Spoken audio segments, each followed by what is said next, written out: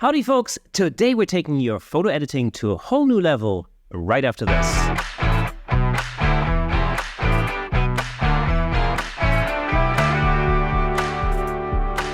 Welcome to Camera Shake, where we bring you the insider scoop on all things photography and videography, giving you a unique opportunity to stay ahead of the curve. We've spent literally hundreds of hours interviewing some of the most renowned photographers of our time, giving you access to knowledge and expertise that's not available anywhere else. As always, I'm your host Kirsten Lutz, and if you enjoy this content, consider lending your support on buymeacoffee.com/camerashake to help us create more exciting episodes for you. Your support really does make a difference. But without further ado, let's give it up for today's special guest, the designer, Adobe expert, director for customer engagement and training at Xencelabs, dog lover, sock aficionado, and the only person I know that practically lives on planes, trains, and automobiles. Give it up for Mr. Ian Sayers. Ian, how are you? Kirsten, I think that's the best intro ever. I'm going to put that down onto a business card, especially the dog lover and the socks. Well, we have a lot of stuff in common. That was brilliant. That was really, really good. Thanks for having me here. It's an absolute pleasure. It's been a long time coming. We've been talking about this for absolute ages. Yeah, so we have. I'm really actually happy to have you on the show. Yeah, I actually think it's probably over a year ago. I actually think the photography show, we actually discussed this, and you can remember the photography show didn't happen this year. So it would have been the previous year at the photography show. Yes, that's right. When we were talking about, hey, we should take some time and jump on together and have a chat. Because I love what you're doing with the podcast and even with the YouTube channel. I think it's absolutely amazing. Oh, fantastic. Thank you so much. Yeah, it's been a while. It's incredible, actually. Yeah, the photography show. Yes, you're right. It's over a year ago. That's crazy. Are you going to the one in March? Are you going to be free and at the photography show in March? Oh, yeah, absolutely. Yeah, I'm going to be there for some of the days. I think on the Saturday, I won't be there on Saturday, but I'll definitely be there for the rest of the days. So probably. I'm looking forward to it. So I'm going to be there for the 4 days. And so I'll be there the day before and also the day after as well. And just to show the Xencelabs kit. And I'm doing some talks at the show on Premiere Pro, actually, for photographers and teaching some stuff. So looking forward to it a lot. It'll be really good. Amazing. So today we're going to talk about basically how to make our photographers' lives easier with our editing, because we spend hours and hours and hours and hours in front of the computer screen editing. And of course, I think like a lot of other people, like a lot of other photographers, I myself really started out using a mouse to edit. And I used a mouse for years and years and years until I finally saw the light and moved on to a graphics tablet. And that's what we're going to be talking about. But I introduced you earlier as the customer and design training director for Xencelabs. Give us a little overview over what Xencelabs is and what you guys do. So I joined the company 2 years ago. Actually, coming up on the 1st of December, we'll be going into my 3rd year in the company. And prior to this, I worked for another tablet company externally. So I've always ran my own business. And prior to this, I was an ambassador for another brand, another graphics tablet brand. And I was an ambassador for them for 14 years. So for me to stop being a brand ambassador for one company and to shift, that's a huge thing. So I like trust, I like morals, I like doing things a certain way. And Xencelabs, when they came across, Xencelabs with an X, which people always look and say, how do you pronounce the name? But when Xencelabs came along, they sent me out a tablet, the medium bundle, which is a tablet and quick keys and a case, and I'll show you that as we're going through this session. But they sent me it and said, hey, have a look at this. And I said, no, I'm okay, thanks. And they went, no, seriously, have a look at it. If you like it, tell us, just between us. Don't have to advertise it online. Just tell us what you think of it.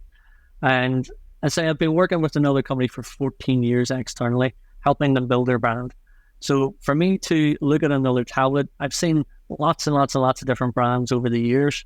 And they've always had problems with drivers or lag on the screen or on the tablet itself. There's always been something which has made me set the other tablets and the other displays down and think they're just not up to par. Oh, yeah. So I said, yes, I'd have a look at it. And 1 hour and 31 minutes, because anytime I'm reviewing a product or looking at a product, I have a little timer that I switch.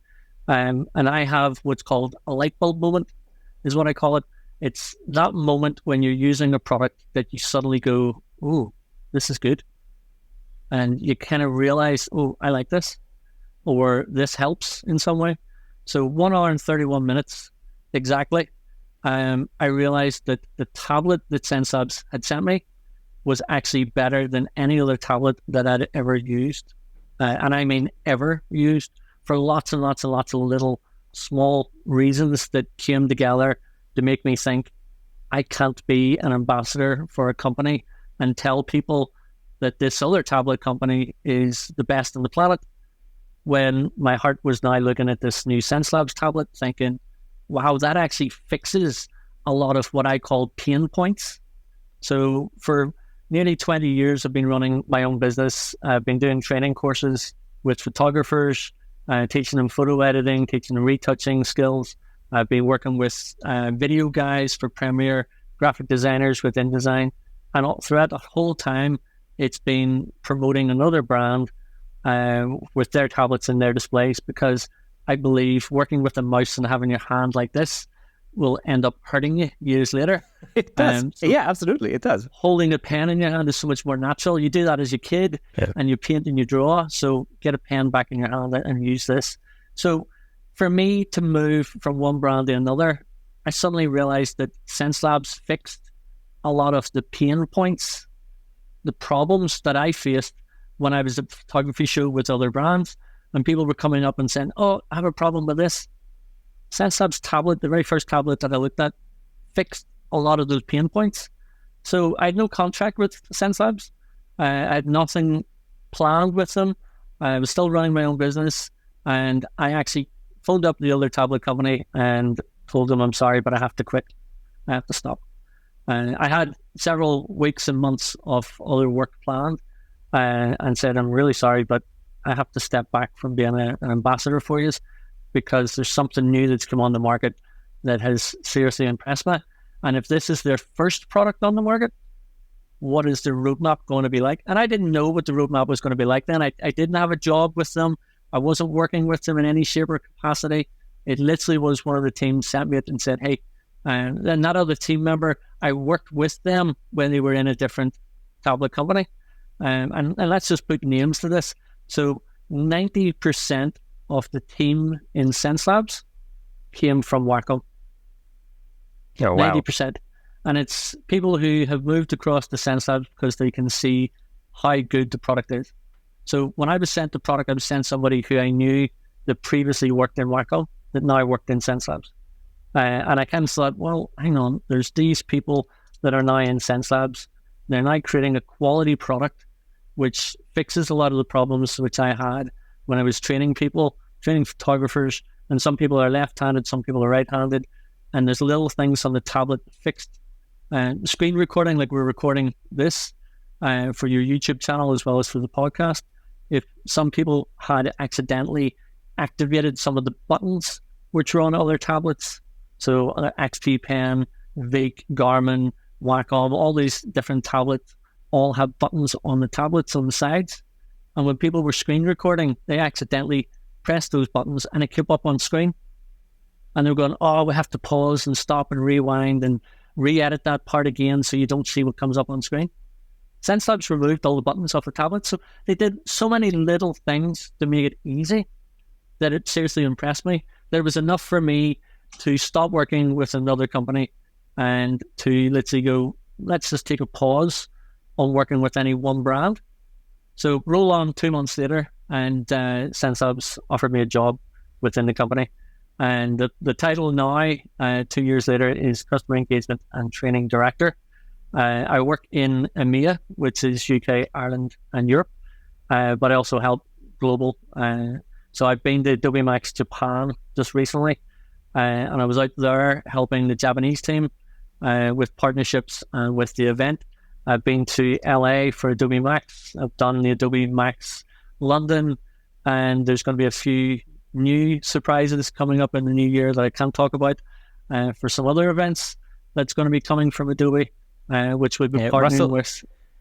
Russell has been very cryptic about these things. He hasn't really told me anything. Yeah. So, okay. NDA, NDA, NDA, NDA. And signing enough of them over the days and over the years that it gets a bit crazy. But Xencelabs, they're a young company. They've only been on the market a few years. And when coming onto the market, we brought the first tablet, which was the medium bundle, onto the market. We then created a small tablet. And then we also have what's called a Nebula white tablet. So it's the same tablet as the medium, but in white format. And then this year, at the start of this year, in March, we brought out our nice new display, and we launched our 24-inch pen display. And that display and its features that have in it, and the cost and the size, and the fact that there's a stand and everything else is included in it. The fact that if anyone's watching this on YouTube, you'll see that if I hold my head up, there's little blue lights because I've turned on my ring lights. Yet there are no glare spots on my display at all. So there's an anti-etching and anti-glare put onto the display. And so the products, they're not just coming out with professional products, they're coming out with products that fix a lot of the problems that people face. If photographers are sitting retouching, and I've seen this time and time again from training people by going into their studios, they're sitting maybe at nighttime or with the lights out, and they've got spotlights on, and those spotlights are reflecting onto their displays, and they're constantly moving like this, or changing the angle in which they're sitting. Or if they've got a graphics display, they're moving the graphics display or changing the angle. Why? Because they can't see what they're retouching, because the light's reflecting off the screen. So I'm sitting here with two ring lights in front of me, and I've got two diffuse lights behind me. And if I flick across to an over-the-shoulder camera angle, there is no reflections that's coming across on this display. Even with the two ring lights, which are just above me, there's no glare that's on this screen whatsoever. So it just makes, when the time comes to sit and edit, it just makes it so much more straightforward and easy that you're not having to compromise your workspace, which helps to speed things up. So Xencelabs have attended a lot of different events. I've been to the photography show. We took part in Photoshop Summit, Virtual Summit. We've been to Photokia in Germany, and a whole host of more events right across the world. And say, I'm looking after, with Paul, the EMEA side, the European side, and we've got some pretty big plans set up for next year, including the photography show, which is happening in March. So I'm talking quite a few days on different stages at that, and I'll be teaching some sessions on Premiere Pro, which is video editing for photographers. Because as you know, now that we're photographers, well, I wouldn't class myself as a photographer. I do more of the retouching and let you guys take all the pretty pictures. But for me, I like to make sure that when somebody clicks that camera button, that even if they've taken just still images with normal photography, that they can spruce that up and make more of an impact with the marketing side of things. So getting people into using video editing, Premiere Pro, and some of the capabilities that's in Premiere Pro this day, especially with the new AI for the audio cleanup that's there, and some of the things which is going to be coming out before March within Premiere Pro, is going to make it so much easier for photographers to take Premiere Pro, to take video editing, to grab all the images that they've done and either use templates that are there or design their own, and just really easily pull it all together. Hopefully with Xencelabs, either tablets or displays, because a lot of the stuff can be done with this little guy, which is a pen, as opposed to the claw that you're going to have as holding a mouse. So for Xencelabs, there's a roadmap. There's new products coming, and I'm more than excited. I'm like a kid in a candy shop, eyes wide open, going, really? You've invented what? You've done this, you've done that, you've improved that, what? Because I have a list of over nearly 20 years, I feel old saying that, of all problems that I've faced and that photographers have faced when they go to retouch, when they go to literally for their workflow, for processing their photos. I have Lightroom open, and I'm going to show some things using what we have here, which is called the Quick Keys, which is our little remote. And I can actually edit a lot on Lightroom just by using this one remote. And you can see, hopefully you can see on the screen there, that there's 0, 1, 2, 3, 4, 5 and pick and reject that's on this, which is ready to go for Lightroom. And I can do a lot of editing just with this remote. I don't need to go and grab a mouse and go from side to side, from panel to panel. I don't need to go up and down through menu items, because I can program 44 buttons into this. So there's 8 buttons that you see, and there's a little button at the bottom which allows you to cycle through 5 different sets, which gives you 40 buttons. And then you've got a dial, which has got 4 different settings on it as well. And you can customize this to anything you want. So any button that you press within Photoshop or Lightroom or Capture One, or any application. I have mine configured for Premiere Pro and After Effects and InDesign for Mail, Mac Mail. And I'm a creative, I like to call myself a creative nerd rather than just a nerd. So I actually have my quick keys so that I can control my music system. And quick keys are huge. It's huge because, you might be, if you're listening to this, or if you're watching this on YouTube, you might be listening to this and you think like, well, but I can just click something with the mouse. It's just as easy. But let me tell you, from my own experience, when you get to the point where you're either doing the same action lots of times or you're bulk editing, vast amounts of images. So to give you an example, one of the things that I do when I'm not shooting portraits is I shoot boxing matches. And so for a typical event, I'd probably generate about 3,000 images, something like that. And out of that, I deliver and edit anywhere between 500 to 700 images, which means I have to go through each. Well, first of all, I have to select the images that I go to edit, but then I have to literally edit every single image. And that's, 500 to 700 images. That's a ton of images to edit. And, I've found, whenever I can find a shortcut to do something to make something more efficient, it has a huge impact on the overall time that I have to spend editing all these images. Because if you think about it, if you save just 1 second per image over 700 images, that saves you 700 seconds. And now you have to save over 10 minutes. But by being clever with things like, using things like quick keys, I use a Stream Deck for so many different things. And we're talking about, quick keys for video editing, for example.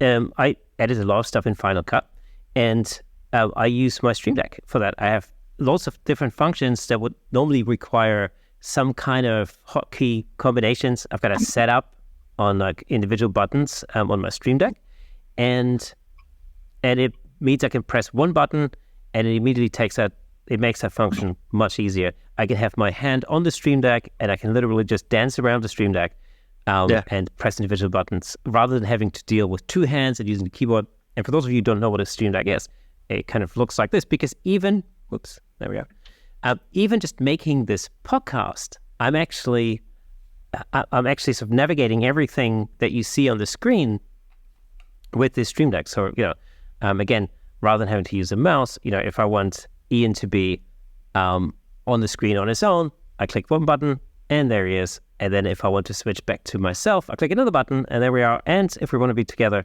on the screen, then it's just another button again. So using quick keys is huge. It saves you so much time, which you can actually spend doing other things. Like, why would you want to spend 7 hours editing if you can get it done in 2? Because, you can watch Netflix. Just imagine that. I love this because you just showed the Stream Deck and how it works and the way that it works. But the one thing to add into that is that the Stream Deck has a cable that goes from the Stream Deck into your computer. Correct, yes. This quick keys is wireless. Yeah. So there's a Bluetooth dongle that's in the computer, but this can literally sit anywhere on your desk. Whereas with the likes of the Stream Deck, you have a cable, so it has to sit somewhere around your desk. I can actually walk downstairs. So this is a green screen behind me, and I'm actually up in my attic. My attic's been converted since we moved into the house a lifetime ago. And I can actually walk downstairs into my kitchen, 2 floors down, and I can still control my music on my Apple HomePod system by using my quick keys. So I have my Apple Music set up, I have it all connected up, and as long as my computer's on, then I can use this guy anywhere around my house to play my music, and I can push a button on this to play it on different speakers, once I'm into my Apple Music setup. And it's just so easy, but it's wireless, it's portable. So there's no cable that's plugged in.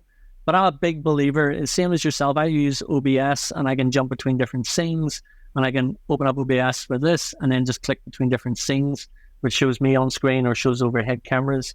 We were talking before we jumped onto this session about the number of cameras that I have around me. I have 5 cameras sitting around me here. I have different lights which are connected to me, so I can control all of that with the quick keys if it's set up as an app or as a feature on the computer. And it's all about workflow. It's all about, as you say, if that can save you 10 minutes, if that can save you an hour, then that's an hour you could be doing something else, that you could be charging out for something else. It's more work that you could be taking on. And so I have a very simple things in life that, it's all about the workflow. It's all about making sure that what you do saves you money or makes you money. It's a simple fact. It has to either save you money or make you money. Saves you money because you're doing something that's speeding it up and it's not going to cost you a long time to do, or makes you money because, hey, it's just sped things up. So there's more jobs that you can fit in a day. Or, as you said earlier, you could go for a walk with a puppy dog. Hey, let me just jump in real quick to tell you about the amazing sponsor of this episode, Platypod. Platypod offers innovative camera support systems designed to unleash your creativity. With their stable, versatile, and portable solutions, you can capture stunning shots like never before. And I'm not just saying that. As the host of the Camera Shake podcast, I can personally vouch for Platypod's incredible products. They've become an integral part of the show. In fact, I'm surrounded by various Platypod products holding up lights, cameras, microphones, and so on. It's really helped to transform the way I make the show and the way I shoot at home, in the studio, and on location. But don't just take my word for it. Explore Platypod's website at www.platypod.com to discover their range of products, including the Platypod Extreme, Platyball tripod heads, and the brand new handle, of course. Make sure to follow Platypod on Instagram and Facebook at Platypod Tripods for exclusive updates, tips, and giveaways. By choosing Platypod, you're not only investing in your photography, but you're also supporting the Camera Shake Photography Podcast. Thanks again to Platypod, our amazing sponsor. Platypod, where innovation never sleeps. That's the thing. It's workflow really becomes important once you're dealing with volume, like volumes of images, for example, or video editing. The beauty of something like the Xencelabs quick keys or something like a Stream Deck is that you can use that for all sorts of different software applications. So you could use it. I use my Stream Deck for Final Cut Pro. I use it for Photoshop. I use it for Lightroom a lot. Especially for a lot of the automated functions in Lightroom. It's beautiful. There's no need for me to take my hand off and move my mouse around. And we'll talk about mice. What's the plural of computer mouse? Is it computer mice or mouses? Mice. It's mice. Mices. Okay, cool. Mices. Bricks. Mices, we'll just call them bricks. It's just a brick in your hand. That's all. Exactly. Because that's a whole other thing. Moving on from a mouse to a pen. That's an interesting experience because I think for a lot of people who are used to editing with a mouse, and I guess when you get into photo editing in the first place, it's the most natural way to get into it because we're already used to using either trackpads or a mouse for when we operate a PC or a Mac anyhow. But then that's the craziest thing ever. So when people tell me that they use a trackpad to do photo editing, I kind of think, wow, it's just insane. Exactly. And I know this because I've been suffering with this for many years, and what holds people back a lot of the time is just the fear of the unknown, because you think, it's the same thing, it's the same thing when people talk about switching from Windows to Mac, for example. It's and I have to relearn the whole thing, and I'm already used to Windows, and I can't, and it's the same thing with a pen. It's oh my God, I've got to relearn everything that I do. But the reality is, and this is, truly my own experience, when I switched from using the mouse to using a pen, I did one simple thing. I basically just put my mouse in a drawer and I basically said right, for the next week, I'm not going to use the mouse at all. I'm going to do everything I need to do on a computer with a pen. And I was expecting it to be tough, and I was expecting it to be hard, and I was expecting to get frustrated at first, but quite the opposite was true, actually. It was like somebody's lifted a massive burden, a massive weight off of my shoulder, and everything just became natural. Because actually, we're used to using a pen ever since the very beginnings of primary school. Yeah. That's what we do. We use pens for everything. Yeah, going back to basics is so freeing. I think that's the word. Liberating. That's the word. So my kids have grown up without using a mouse, and they've always used a graphics tablet of some sort over the years. Just because I'm a bit of a nerd that way, and I've always had them here in the house and in work. So they've never really used a mouse. So when my kids were a little bit younger, they're all now off to university or just through university. But when they were in grammar school, one of the modules in the school was one of the computer studies classes was the teacher was going to show them Photoshop. And he announced, hey, we're going to show you this Photoshop next week. So my son brought in his tablet, and literally the teacher said, and this is what we're going to do. And the whole class were sitting there with the mouse sitting on the side of the desk. And Chris went, can I plug in this? And the teacher went, you've got a graphics tablet. Yeah, you can do so much more with it. And the teacher started going through with the mouse and saying, I want you to click this button. But as he was coming up with the mouse missed the button, and you could see it kind of waving his hand around and going, this button. Was a little bit of a hesitance coming through with the mouse in order to select it, because your hand's moving almost like in a mouse map area to try and select something that's on a big screen. So your hand to screen ratio takes a lot of time with a mouse to get comfortable with. Whereas with the pen tablet or with a pen display, you've got click, this is where I want to be. On a display, it's even easier because you can literally just click down and see where it is. With a tablet, the tablet gives you a little bit bigger of a surface area than what a mouse would be. And the full tablet area represents the full screen size that you have. So if you're going to use, this is our small tablet, which is here. And if you're going to use a tablet, then the actual markers that's on this tablet represent your entire screen. So if you need a menu item that's in the top left, you don't with your mouse go, let's scroll up to the top left and do a couple of sweeps. With a graphics tablet, you click, that's where I want to be, and that's where I am. With the display, you put the pen down on the display exactly where you are. So it is going back to basics, and it makes kids, as they're growing up, drawing with painting, drawing with pencils. Even if you're not artistic, if you can't draw, you sketch and you doodle and you scribble with a pen or a pencil in your hand. You get into school and primary school, and they give you paintbrushes. They don't give you a mouse until you get into almost like later in primary school and going into grammar school. And then from this movement to this brick movement, it just changes. And you see the creativity within kids stifled. You see kids who have been very artistic all of a sudden going, this doesn't feel right. It's not comfortable. Which is why a lot of families bought tablets and have kids working with tablets at home, because they can see the benefit of it. And also iPads with Apple Pencils. That's just went boom right across the planet. Huge. So that people can still draw with the Apple Pencil. And one of the things which I totally love about what Xencelabs do is they actually give you 2 pens in the box. And one of those pens is called a thin pen. So for anyone who's ever used an Apple Pencil on an iPad, the thin pen from Xencelabs, which comes free in the box, it's all included in the packaging. The thin pen is very close representation to the Apple Pencil. So if you've used an Apple Pencil on an iPad and then you go to a computer, we find most people then lift up the thin pen so they can carry on drawing. So there's a phrase called transference. So when you move from one device to another, it has to feel comfortable for you.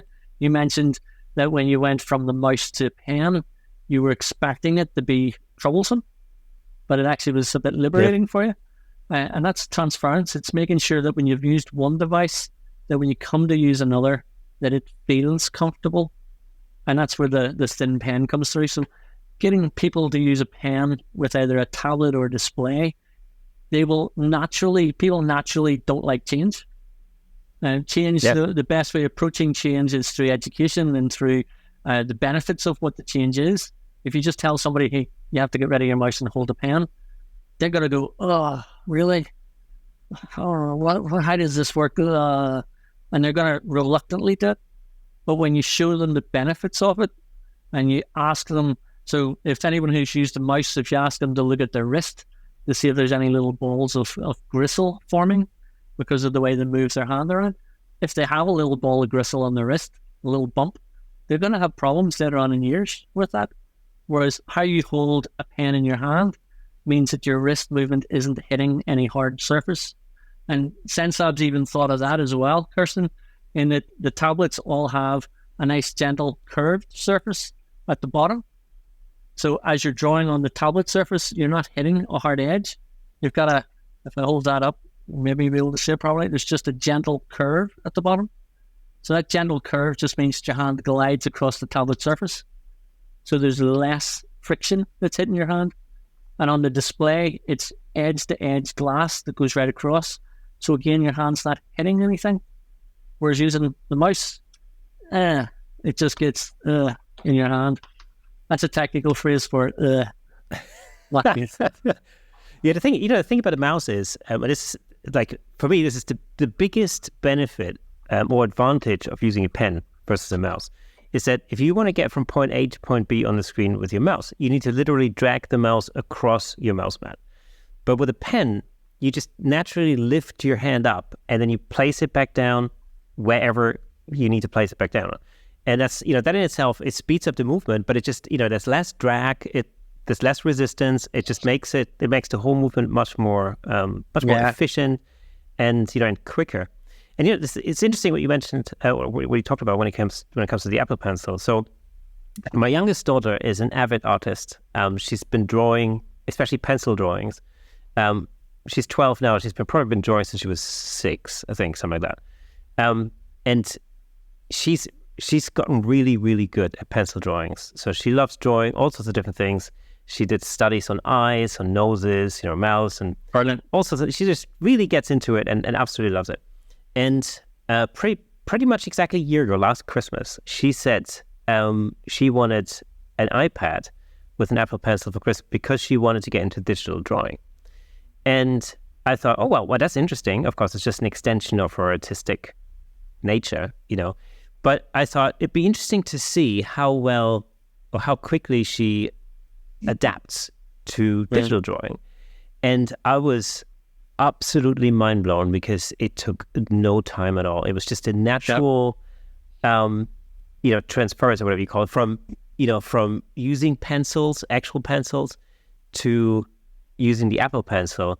And literally within a day or two, she created artwork on the iPad that absolutely blew my mind. And I have to say, I'm not, I'm good at using cameras. I'm not great at drawing. Like I can draw a thing or two, but not on that level by any stretch of the imagination.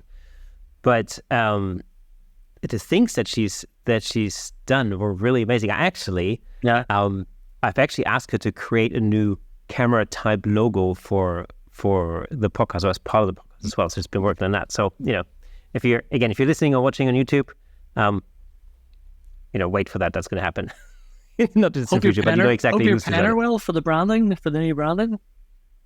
Oh yeah. So she's she's been working on that. But it was just amazing to see a 12-year-old or 11-year-old at a time to just so seamlessly move from using pencils to using the Apple Pencil and drawing on the iPad, and she just completely naturally moves between the two mediums now. The two media. It's very natural, and that was really interesting to see. It's good to get kids involved at an early age using graphic tablets and displays, so that it just keeps that creativity flowing for them. I've seen some guys who went through doing photography in university and in school, and they're all using different types of graphic tablets. And there's lots of different types of graphic tablets that's on the market, and they cover different people's costs and benefits and stuff. And as I say, Xencelabs have the small, we have a medium, we have the white for the tablets, because some people actually like tablets and other people actually like displays. And people who tend to draw on iPads like displays. People who are traditional artists that draw on pencil and paper tend to like the tablets. So there's a wide range of different things for different people. And even some photographers that are doing retouching, don't like the fact that when they're using a display, their hand could be over the top of where they're actually editing or retouching, and they prefer tablets. And likewise, some people don't like, some photographers that I've worked with don't like tablets because they have to keep the hand-eye coordination to their display. They'd much prefer to jump into it. So there's a whole wealth of different things and different ways that people work.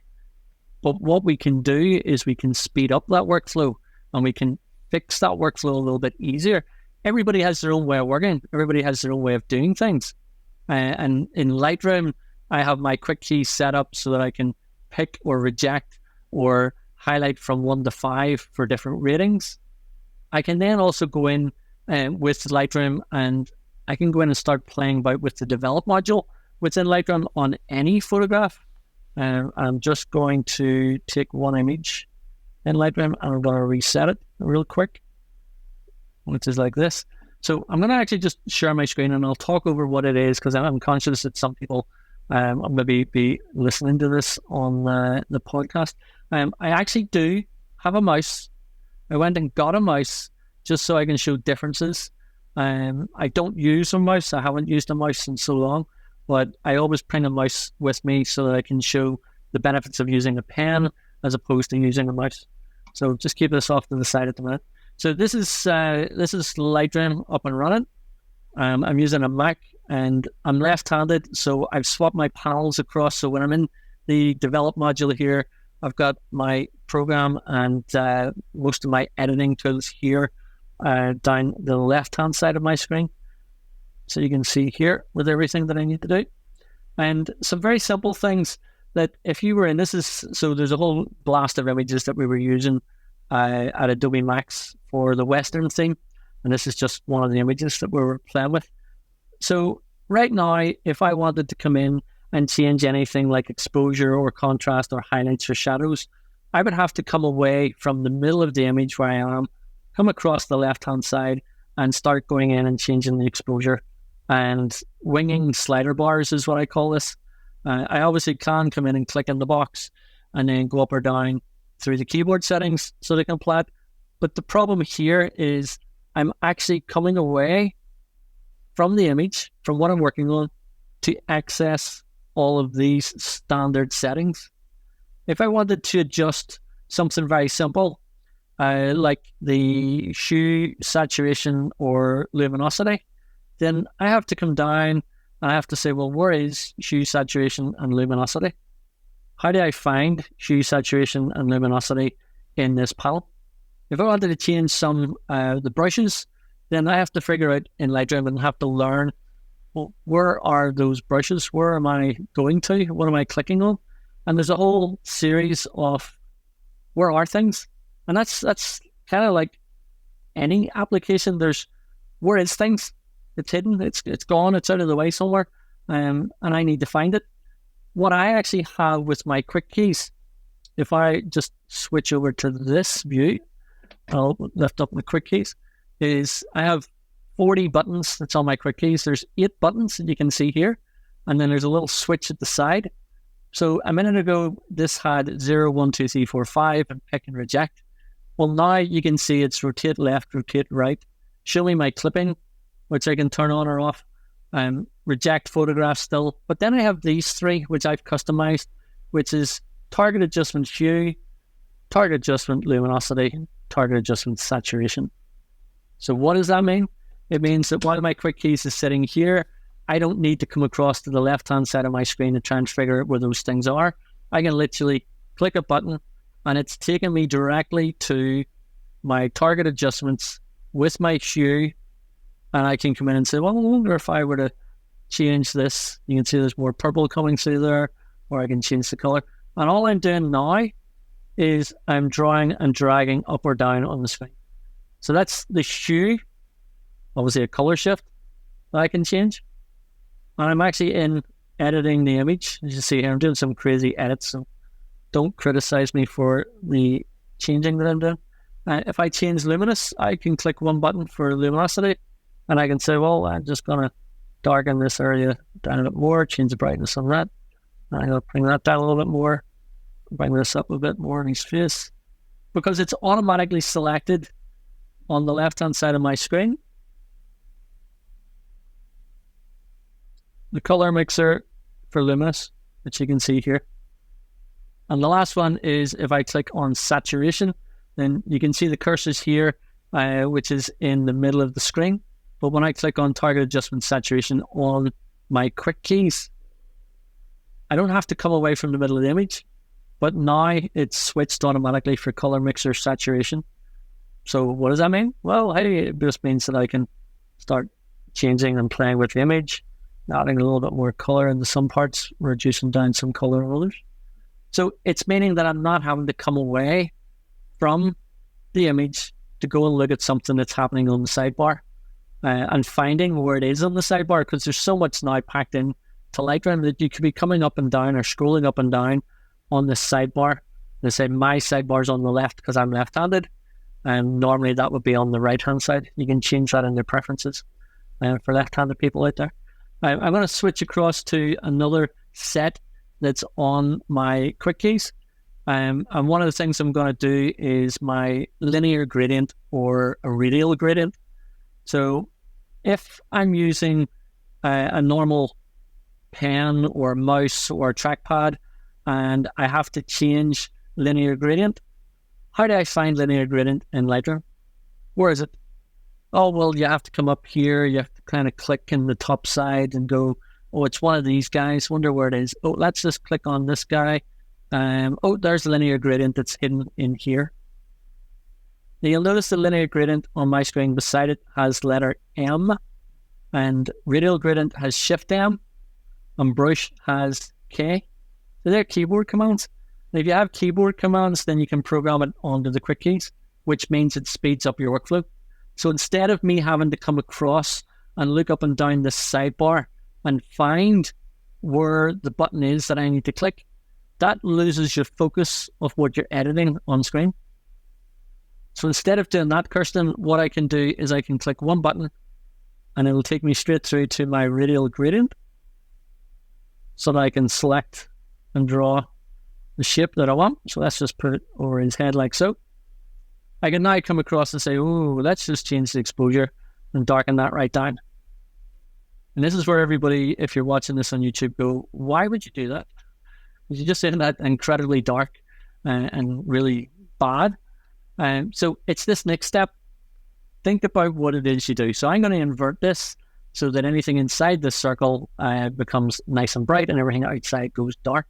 And to do that within Lightroom, I come up to where the mask is that it's just created, and I come into the three little dots just to the side. And in here, you can see that there's a button that says, a selection that says invert mask. And if you look carefully, you'll notice that there's a keyboard command for that. And if there's a keyboard command for it, then I can program it straight down onto my quick keys so that I can get this type of effect that comes straight through. So instead of me having to go look for that, if that's a feature that you use, if that invert button is something that you would use in order to make some highlights, to make some different stylistic changes to an image, then don't bother coming and moving your cursor around the screen and trying to find where the menu item is. Once you know that you've got a keyboard command for it, then you can program that keyboard command straight down onto your quick keys so that you don't have to start moving around the screen to try and find things or trying to remember where things are. If you have a workflow where this would be the type of effect that you would create, then you can program pretty much all of those steps into the quick keys so that you don't have to jump around the screen to try and find things. Now, let me just go grab another image, and I will take this. I'll take this image. Yeah, I'm going to take this one. I'm going to the develop module. So while I'm in here, I'm going to flick onto another set on my quick keys. And this one is one that I absolutely love. So I'm going to hold that up and hopefully you'll be able to see that a little bit. And change the angle of it. You get, see, there's no reflection on my display, but you get reflection on this when I'm holding up. So there's film strip, there's BA1, BA2, which is before and after 1 and 2. There's lights, left panel info, And then the last two on the side is treatment down and treatment up. And this is where the fun and the magic happens. So I'll run you through some of these first. So the treatment down and treatment up are the magic ones. But if I go film strip, and if I click, oh, look, there's my film strip straight in. I click film strip again, it disappears. Left panel, if I want that to disappear, I can make the left panel disappear. And you can see that I still have my highlights on, but you can see the little blue lines here coming through. And this is just ways and means that if I want to see this image with the lights out, then instead of having to go and find the button for lights out, I can literally just click one button on my quick keys. You can see my cursor sitting here in the middle, but I can just go like this. I'm not having to look at my keyboard and think, what is the button on my keyboard for lights to change the view that I've got? What is the button before and after? I haven't done anything to this image just yet, but what's the button for before and after? What do these little guys do down here? I'm not having to think about it. All I'm doing is I'm literally taking the quick keys and I'm saying, let's program a button so that anytime I need it, I've got it here on my quick keys. Now, treatment down and treatment up. This is your treatment panel. It's on the left-hand side, on my left-hand side here within Lightroom. And a lot of people would have that on the right-hand side, as I said earlier. And you can see there's exposure, contrast, highlights, shadows, whites, blacks, texture, clarity, dehaze, vibrance, saturation, which is all in this treatment panel. Well, if I click the treatment down button on my quick keys, hopefully you'll be able to see on screen what's actually happening. It's running down through this panel. Every time I hit the treatment down, it runs down through each of these options. Guess what? If I hit the treatment up button, it goes the opposite. It goes up through the panels. Now, what if I want to come in and edit this image? Sorry, I pushed the wrong button there. That's why things jumped around the screen.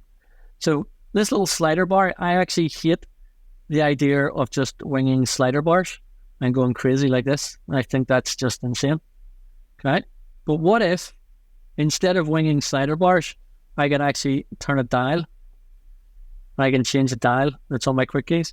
So if I switch to this view, you can see this is my quick keys. And I've got treatment down and treatment up, which is at the bottom here. And I've got my dial.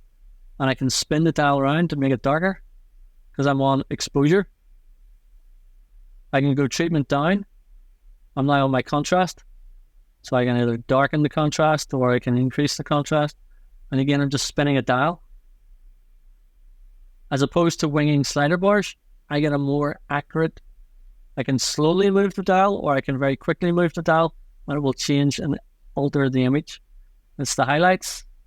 You can see and just turn some of this down. I'm just playing with this image just to show you that I can actually hold the quick keys in my hand and go treatment down. That's the whites. Let's not increase the whites. Let's just darken everything right down. Treatment down. Here's the blacks. Oh, let's just change that a little bit. There's the texture. There's the clarity. You can see how quick and easy this is. And I'm literally just playing about with this image. I'm not doing anything specific to it. I am literally just changing how I want this image to look. And I am making a total mess of this image, but that's okay. It'll get the point across. I'm doing it all in this. I'm watching my image on screen and I'm editing all of the treatment panel directly here with the quick keys. I don't even have the pen in my hand and I'm not having to click anything. I can put masks on so that I can alter one part of the image. As we saw in the previous image when we had the radial or the radial blend or the elliptical that's going through. But I can control all of this here, and then I can go before and after. I can say there's before, there's after. Or I can say, hey, let's look at before and after side by side, because I've got buttons set up on my quick keys to speed that up. Oh, let's have a look and see exactly what this is like before and after. Do I like the way it looks, or do I want to go back to what it was originally? And that's just editing faster and smarter by using the quick keys. I am using a display which is here, but for Xencelabs, what actually happens is we have a bundle where you can get the tablet, you get the 2 pens, you get the pen case, and you get the quick keys. So you get everything that comes as a bundle deal. So if you like using a tablet, then you still have access to the quick keys as part of the bundle deal. And that way, you still have access to all the shortcuts that you can create. And you get the 2 pens. You get a 3-button pen, and you get a thin pen. You get all the extra nibs. Kirsten mentioned earlier about his daughter drawing on an iPad. Well, when you draw on a screen, the screen can be kind of slippy. Our display for our Pen Display 24 has a textured surface, so it's enough of a grip. It's not full textured, it's enough of a grip that makes it feel as if you're drawing on something proper and not drawing the same as what you would on an iPad. Normally people with iPads, they go and buy the, I think it's called the Paperlike, I think it is, which is a cover that goes on the iPad to give it a bit more grip. And then they also change the nib that's on the pen tip that's on the Apple Pencil. So, hey, we give you different pen nibs that's in the case. And the grey ones will actually make it feel a little bit more of a grip when you're drawing either on the tablet surface or on the display itself. So all of this is just designed to speed up your workflow, to make things that little bit easier for you, and to make sure that whenever you're sitting down to work and you've got, as Kirsten says, 3,000 images to sit and process, that you don't go, right, okay, I have to get stuck into this. Now, you do photography because you're passionate about what you do. You take 3,000 images because you know that 1, 2, 5, 10 of those images are going to be spectacular. And you go click, click, click. Gone are the days when we had 24 images in a film.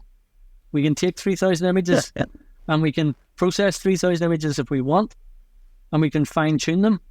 But if we can speed up that process, even the process of just culling those images, what do you like, what do you not like?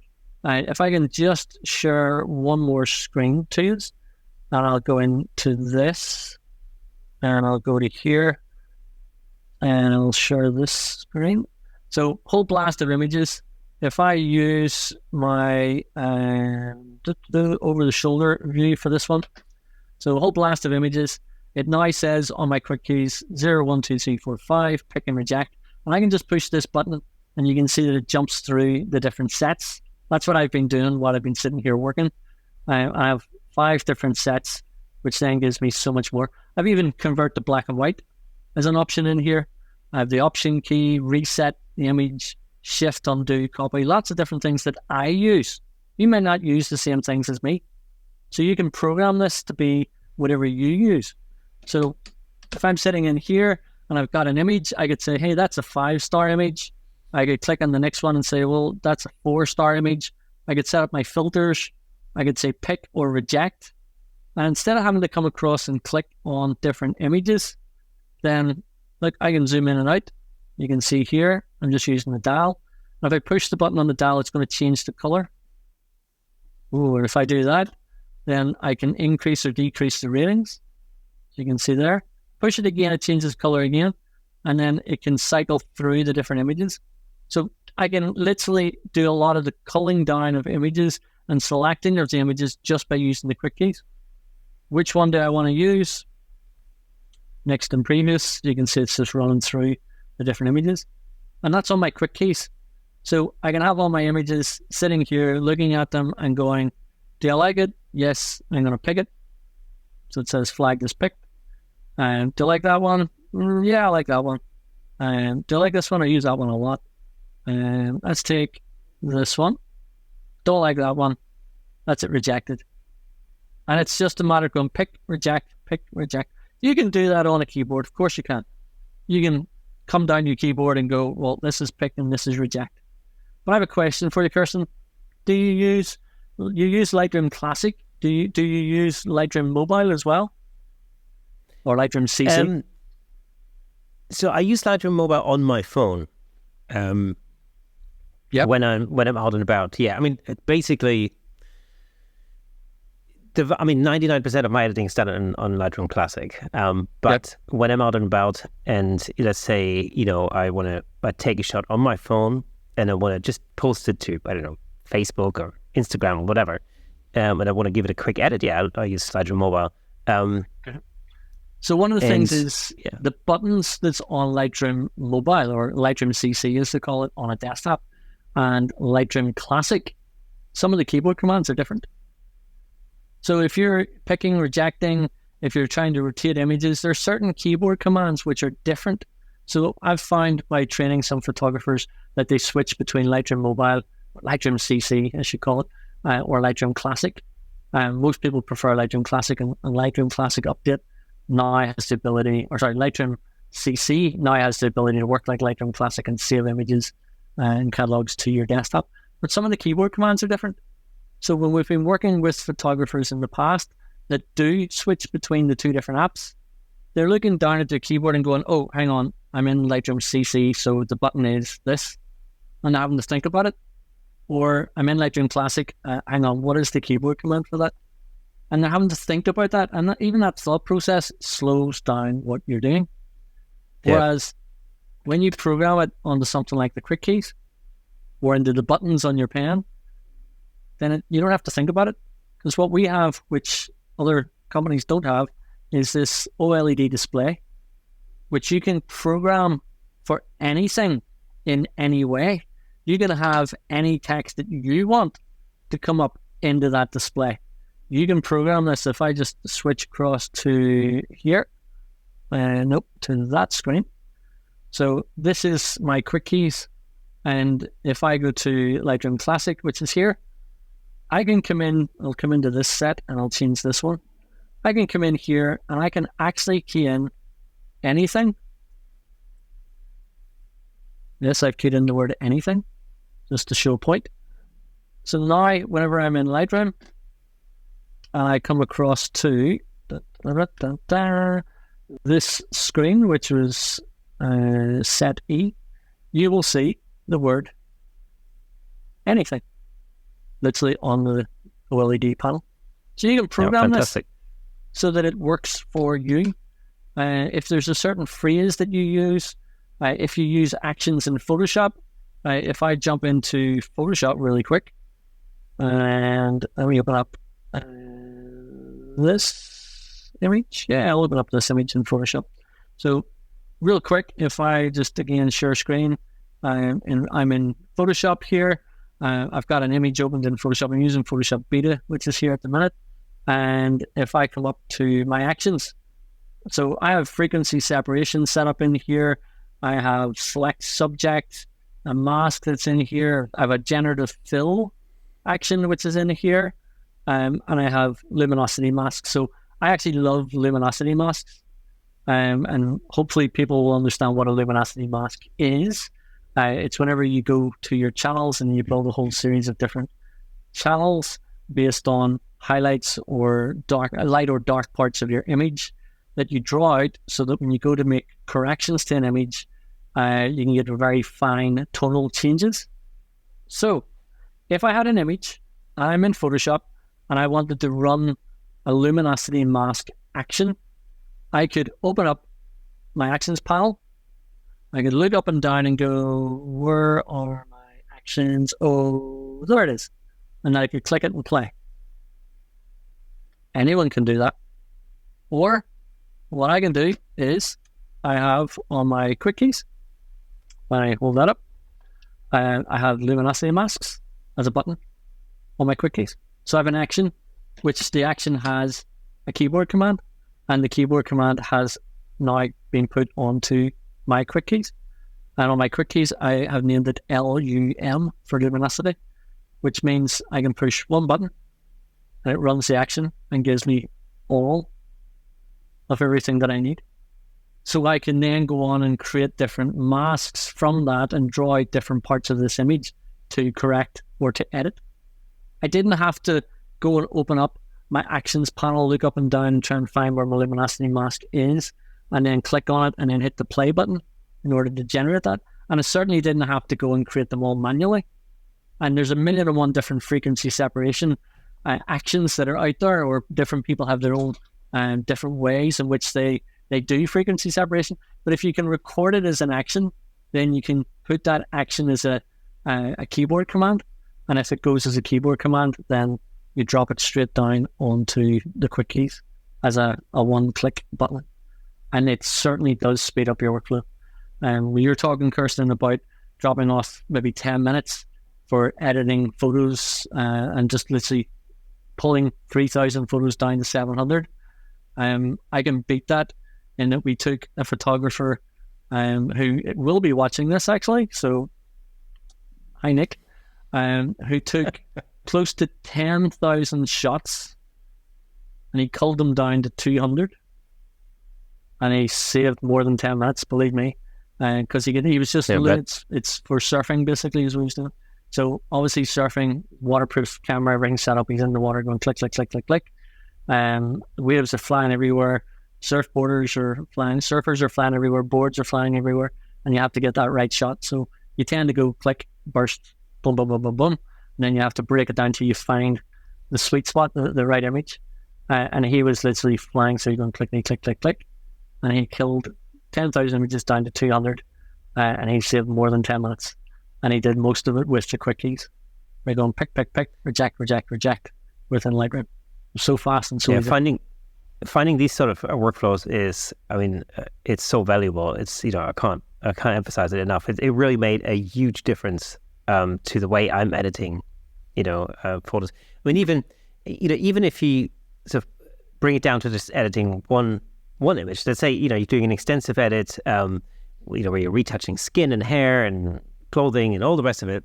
That on its own will take quite a long time if you're doing it in the traditional way using, sliders and the mouse and whatever else.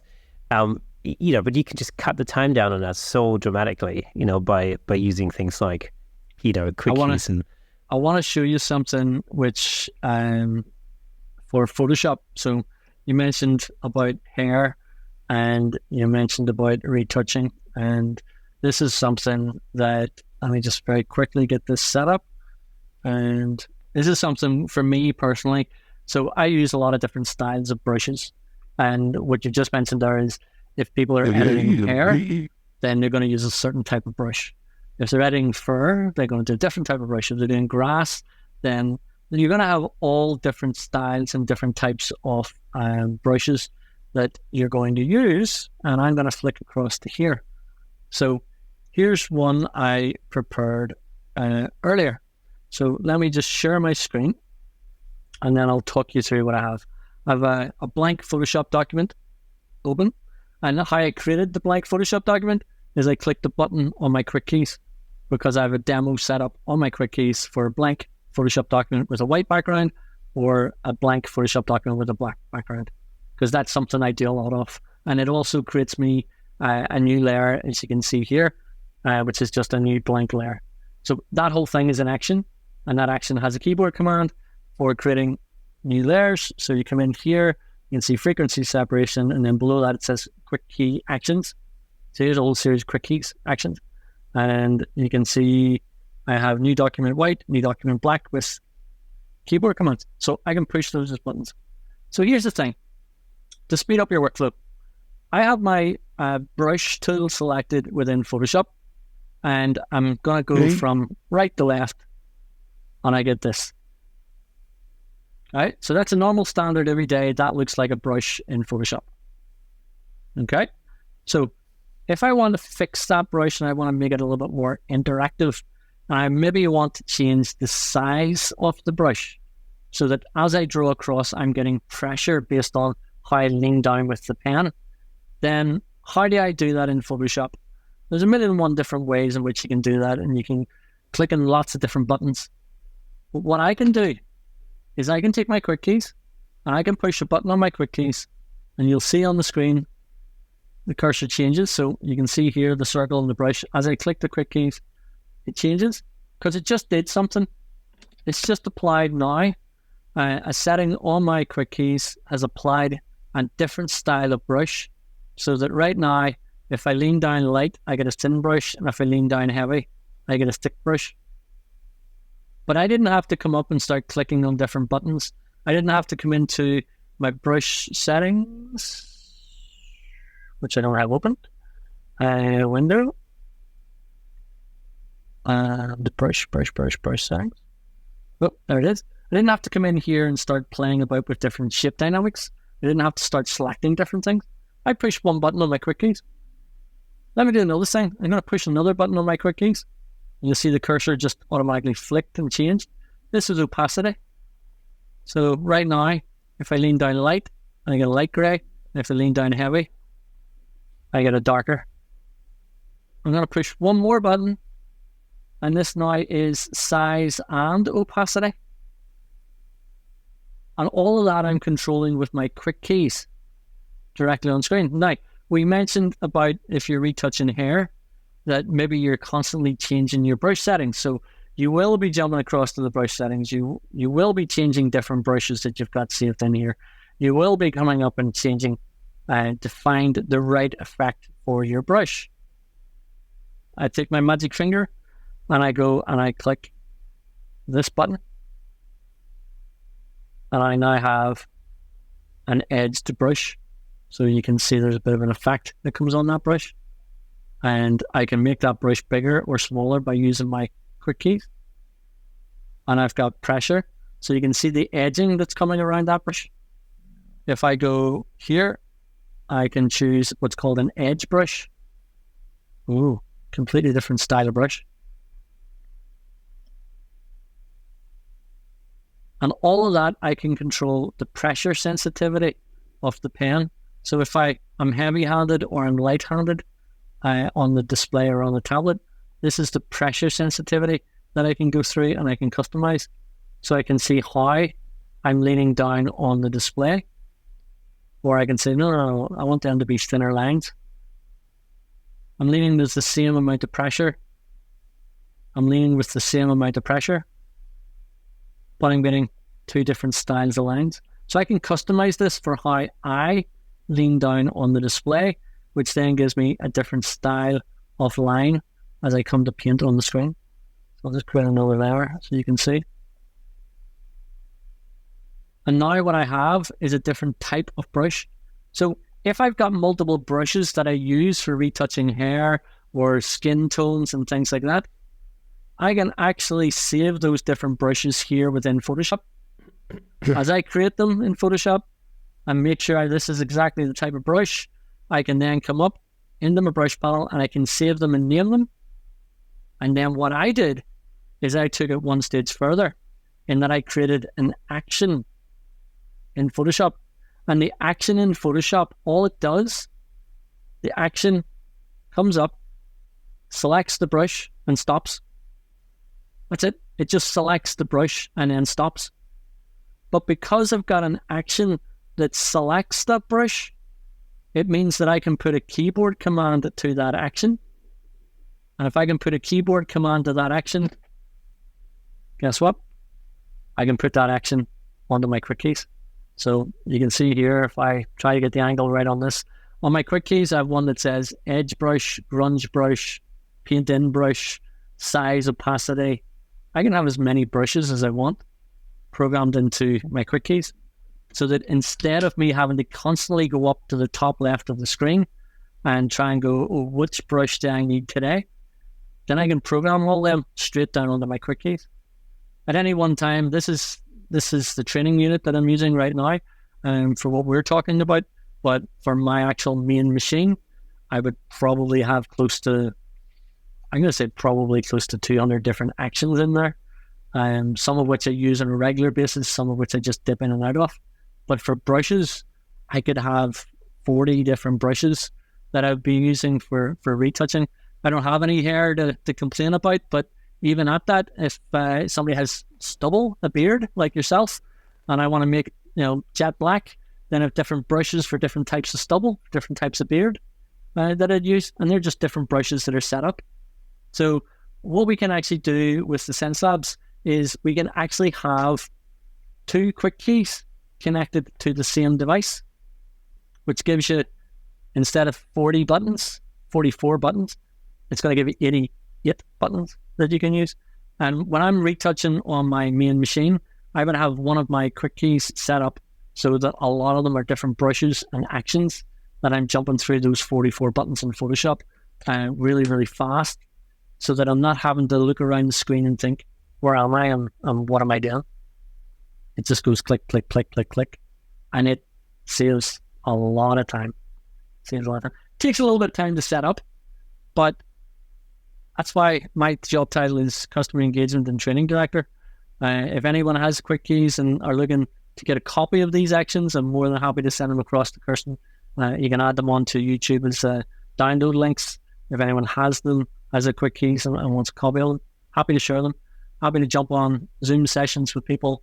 And we do run webinars on a regular basis in Xencelabs to get people up to speed. And we have a whole series of training videos which are coming through and slowly but surely being released out onto YouTube to get people up to speed on. Phenomenal. And of course, all the links that we've been talking about will be in the description, either in the podcast description if you're on audio, or of course in the YouTube description if you're watching this on YouTube. Ian, if you had any tips, or what would be your tips for anybody who's thinking about switching from editing with a mouse to using a tablet, what would be your number one tip? Take your mouse and throw it in the bin. Now, if you don't want to throw it in the bin, then post it to somebody who's at the other side of the world. Ditch the mouse so that you can't lift it up again. And we have what's called a memory muscle. It's an actual thing. You have a memory muscle. So when you get stuck at something, you naturally gravitate to what you're used to, what you're familiar with.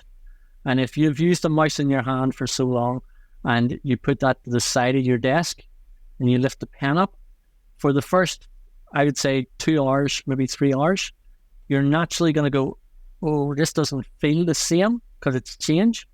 It's not going to feel bad. It's not going to feel good. It's just going to feel different. So your natural memory muscle is to set that pen down and go and lift the mouse and do things the way that you've done them. So the number one thing I would say is ditch the mouse. Don't put it to the side of your desk. Don't put it in a drawer where you can lift it out. Put it in a physical other part of your building. As I say, post it to someone, give it to someone, get it out of your sight for at least a day. Have that day where you don't have any live projects that are screamingly urgent. Because you will, when you come to using a pen in your hand, takes time to get comfortable with moving your arm around rather than just moving your wrist around in a smaller. I use a pen in my left hand, and I've been conditioned through school growing up of putting a mouse in my right hand. So I would be sitting, if someone handed me a mouse, I put it into my right hand. Someone hands me a pen, I'm left-handed, and use the pen in my left hand, which is weird, but it works. So yeah, get rid of the mouse, nowhere near you, don't have any live projects, and take a project that you've already done and redo it by using the pen. And so start again from scratch on a project that you've already done, and take your time and watch what you do. I love notebooks and notepads, and I have 1,000,001 notebooks and notepads that sit here all around me. At any one time, I could lift. There's 7 different notepads that are sitting right beside me right now. As much as we've got digital computers and digital note-taking and things like that, I'm still a notepad person. And what I would suggest you do is, if you're using Photoshop or using Lightroom, write down what you do. I don't want full essays on what you do, but do you use actions? Do you use frequency separation? Which buttons on the toolbar do you press? Which ones do you use most? Because those buttons write down the keyboard equivalent of what it is. The brush tool, B. I use swap your foreground and background colors in Photoshop. These are basic things. People press X on the keyboard, or they go across and they toggle the little arrows on the toolbar. So X on the keyboard. Well, I don't know if you noticed, but in Photoshop, I have my pen set up with one of the buttons that I could switch when I was doing those brushes. I could switch my foreground and background because I programmed my pen to be the letter X, because that's something that I would use a lot. I use a lot of masks, and in order to draw with masks, you have to paint on, paint off. And I have a button which is default, which defaults it to black and white on my pen. I have a button which switches foreground and background, and which toggles with X, and then I have a right mouse button equivalent or right click button equivalent, and so it pops up my options panel for me. And all of that is programmed in my pen. So write those keyboard commands down. Don't try to jump into the settings and configure the settings straight away. Take a note. I have a notebook with all what I did at the very start.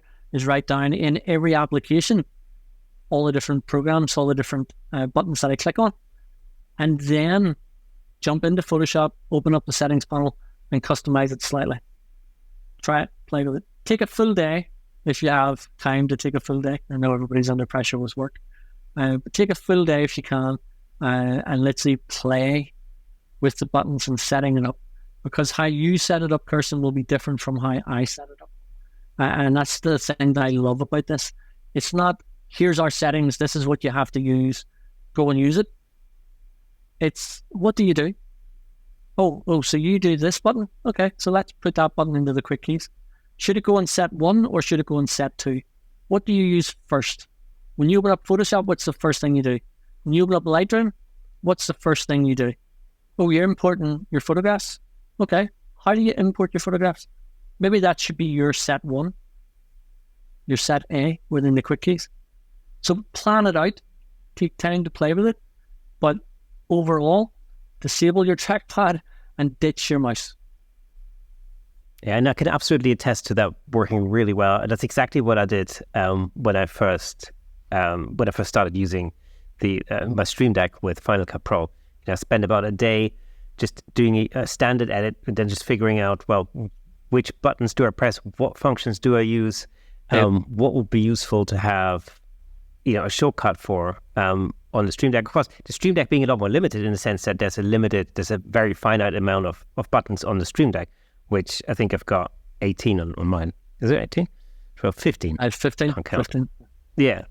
So, and actually, initially, you can think, well, 15 shortcuts, that's a lot of shortcuts, but actually it really isn't. Once you get into it, it's, you take up that space before you know it.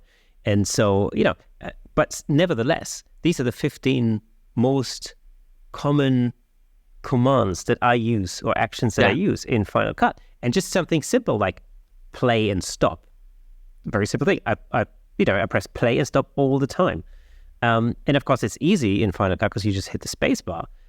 But it means that I would have to use my other hand. So having this function, this play and stop function on my Stream Deck, for example, or on a quick keys device, it just, your hand's already there. It's super simple. It saves you time.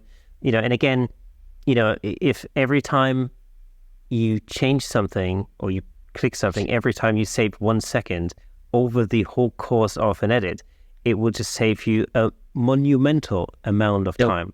And as I always say, I make money when I'm shooting. I'm losing money when I'm editing. So, so the way I look at it is, if I can be out there shooting, I'll actually, I'll make more money. If I'm editing, if I spend hours or days even editing, then that's where I'm losing money. That's, that is, again, when you're doing, as soon as you start doing volume work, it's absolutely vital. Ian, it's been an absolute pleasure having you on the show. Thank you so much for coming on the Camera Check podcast. I'm very sure it won't be the last time. There's going to be plenty of stuff to talk about when it comes to technology and so on and so forth. So again, thank you so much for being our special guest today. It's been an absolute pleasure, Kirsten, and say we should have done this a long time ago. And we will also get you on the Xencelabs webinar series and run through and let our viewers see what you do, because you do so much, from talking to the photography show and getting to know you over the past while. There's so many more things that you do in behind the scenes that people don't actually realize within the community. So thank you so much for inviting me onto this. Totally love your podcast and the YouTube series. I'm looking forward to this going out, and we'll advertise it across our channels. And I'm looking forward to seeing you in person again at the photography show next year. Fantastic. And, you just mentioned the photography show. Actually, two things to mention. One is, this episode will be going out later on today. So it's Thursday. No, it's not. It's Friday today. But of course, it was Thanksgiving in the US yesterday, which is why I thought, well, actually, it's a perfect opportunity to put a show out on the Friday, because I know everybody's been busy with their Thanksgiving festivities and everything. And I've seen some amazing turkey recipes. Let me tell you, incredible. Whoa. Makes you hungry. Anyway, Oh, yeah. I saw our mutual friend Lisa Conley had put a photo of her turkey on Facebook, I believe, and I just went, "Well, I have to have that recipe. That looks amazing." But she shared the recipe. Yeah, she shared how to cook it and what to do. Yes, exactly. I saved that down as well. Yeah, absolutely. Because for some reason in my house, and of course we're over here in the UK, so the turkey tradition here is Christmas. Yep. And for some reason, it seems to be my job to make the turkey every year. So, I'm always up for new recipe ideas, for sure. So, Lisa, if you're watching this, thank you very much. Thank you. But I will put that into practice. Time from Bosoms. Okay, folks, that's all for today. It was amazing to have Ian on the show. But before you go, let me just recommend another episode that I think you'll like. Check out episode 103 with Adobe legend Russell Preston Brown. I'm sure you'll love it. If you enjoy our content, consider supporting us on buymeacoffee.com/CameraShake to help us continue creating and bringing you more exciting episodes. It really does mean the world to us. And for those of you who are listening to the audio version of this podcast, did you know that there's a fully fleshed video version over on YouTube with plenty of examples of our guest photography in full Technicolor? All you have to do is go over to YouTube, search for CameraShake Podcast, and you'll be able to watch all our past episodes on there. And if you are on YouTube already, well, get in touch and leave a comment. And remember to hit the like button, ring the bell, and share with your friends. You can help us reach a greater audience all over the world. Once again, thank you for listening and watching, and I'll see you again next Thursday.